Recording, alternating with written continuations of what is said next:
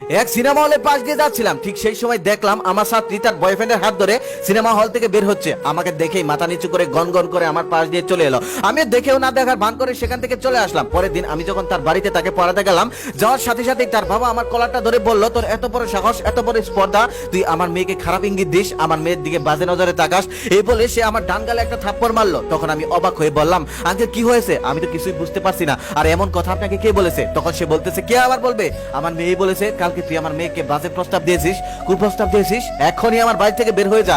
আজকের পর থেকে যেন আমার বাড়ির আশেপাশেও তোকে না দেখতে পাই। তোকে ভালো ভেবে আমার মেয়েকে পড়াতে দিয়েছিলাম, কিন্তু তুই যে এত বড় শয়তান তা তো জানতাম না। তোকে পুলিশেই দিয়ে দিতাম, কিন্তু আমার মেয়ের মান সম্মানের কথা, তাই তোকে পুলিশে দিলাম না। এখনই আমার বাড়ি থেকে চলে যা। তারপর আমি মাথা নিচু করে সেখান থেকে চলে আসলাম। আর মনে মনে ভাবতে লাগলাম, ঢাকা শহরের মেয়ের স্মার্ট হয়ে জানি, কিন্তু এতটা স্মার্ট তা তো জানতাম না। কালকে আমি ওকে ওর বয়ফ্রেন্ড সহ সিনেমা হলের সামনে দেখে ফেলেছি। সেটা যদি আমি ওর বাবার কাছে বলে দেই, তাই সে তার আগে আমার নামে একটা ভিসা দিয়ে রেখেছে, যাতে আমি কিছু বললেও তার বাবা এটা বিশ্বাস না করে। তারপর আমি সেখান থেকে চলে আসলাম। কি আর করার, এখানে আমার কিছুই করা ছিল না। তারপর আমি মাথা নিচু করে অপবাদ নিয়ে সেখান থেকে চলে আসলাম। তার 8 মাস পর একটা ভিডিও ভাইরাল হয়, 8 মিনিটের একটা ভিডিও। সেই ভিডিওতে খেয়াল করে দেখি সেই মেয়েটা আর সেই ছেলেটা, যে ছেলেটার হাত ধরে আমার ছাত্রীকে সিনেমা হল থেকে বের হতে দেখেছিলাম। আমি তখন মনে মনে হাসলাম আর মনে মনে ভাবলাম, অপকর্ম কখনোই ডুবে থাকে না, একদিন না একদিন ভেসে ওঠেই। আমি যেই মেসে থাকতাম সেই মেসে সবার থেকে আমি একটু গরিব ছিলাম।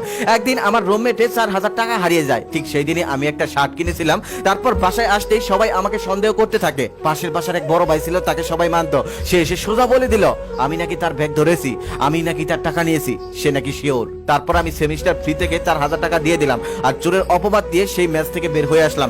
এভাবে 6 মাস কেটে গেল। 6 মাস পর আমার সেই বড় ভাই ফোন করে আমাকে বলল, ভাই তুমি একটু আসো। তারপর আমি সেই ম্যাচে গেলাম। যাওয়ার পর সে আমার হাতে পায়ে ধরে বলতেছে, ভাই সেদিনকার টাকাটা আমি নিয়েছিলাম আর তোমাকে ফাঁসিয়ে দিয়েছিলাম, আমাকে ক্ষমা করে দিও, আমি এখন ক্যান্সারের রোগী, বেশি দিন বাঁচবো না, ভাই তুমি আমাকে মাফ করে দিও, আমি ভুল করে ফেলেছি। আমি সেদিন মুসকি মুসকি হাসলাম আর ভাইয়ের জন্য দোয়া করে সেখান থেকে চলে আসলাম। কলেজ লাইফে আমার একটা মেয়ে ফ্রেন্ড ছিল, যে আমার অনেক কেয়ার করতো, যে অনেক খেয়াল রাখতো। একদিন তাকে আমি কফির দাওয়াত দেই আর সে আসে। সেই কফির দাওয়াতে আমি তাকে বলি, দোস্ত আমি তোকে ভালোবাসি, আমি তোকে অনেক পছন্দ করি, তুই কি আমার ভালোবাসাটা গ্রহণ করবি? তখন সে মুখটা বাঁকা বানিয়ে কফিটা আমার মুখে ছুঁড়ে মেরার বলে, তুই ভালো ছাত্র বলে তোর থেকে নোট নেওয়ার জন্য তোর সাথে একটু ভালো আচরণ করি, তাই বলে তুই আমাকে ভালোবাসবি, তোর এত বড় সাহস? এই বলে সে চম্পট মেরে সেখান থেকে চলে যায়। আমি বোকার মতো বসে রইলাম। সেদিন আমি কিছুই বলতে পারলাম না।